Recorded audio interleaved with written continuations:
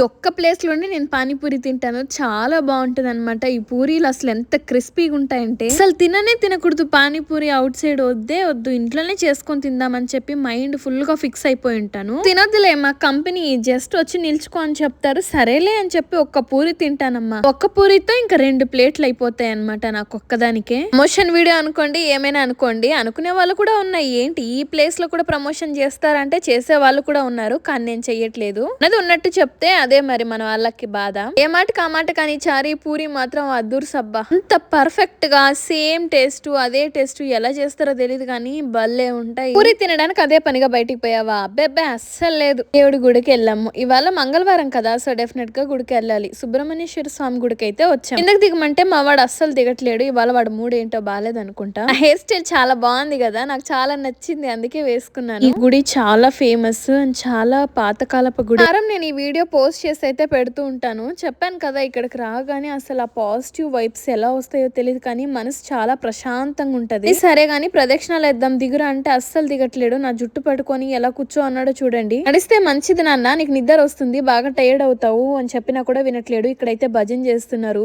ఎంత హాయిగా ఉందంటే చెవులకి వినడానికి. ఎంత లక్కీనో అనిపించింది నిజంగా. ఇక ఇది ఫస్ట్ ఎంట్రన్స్ లో నుండి అయితే చూపిస్తున్నాను. ఇది బ్యాక్ ఎంట్రన్స్. చుట్టుపక్కల వైబ్స్ అన్ని ఎలా ఉంటాయంటే మన పల్లెటూరు విలేజ్ లో వైబ్స్ ఉన్నట్లుంటాయి. అసలు సిటీలో ఉన్నట్టే మనకు అనిపించదు, అంత బాగుంటది. ఇక్కడ దర్శనం అయిన తర్వాత ఇంటికైతే వెళ్ళిపోయాము. ఇంటికి వెళ్ళిపోయాక ఇంక ఇవాళ నైట్ కి దోశ అనమాట మా ఇంట్లో. మాకు దోశ అంటే పప్పుల పొడి కంపల్సరీ. దోశ మీద కాస్తంత పప్పుల పొడి వేసి బాగా రుద్దేసి ఆ దోశ పెట్టుకొని మా ఆయన కొట్టడానికి వెళ్ళాం. హెయిర్ స్టైల్ గురించి చెప్పాను కదా, ఎవరికైనా నా హెయిర్ స్టైల్ గురించి వీడియో కావాల్సి ఉంటే కమెంట్ చేయండి, తప్పకుండా చేస్తాను. వీడియో నచ్చితే లైక్ చేసి సబ్స్క్రైబ్ చేయండి.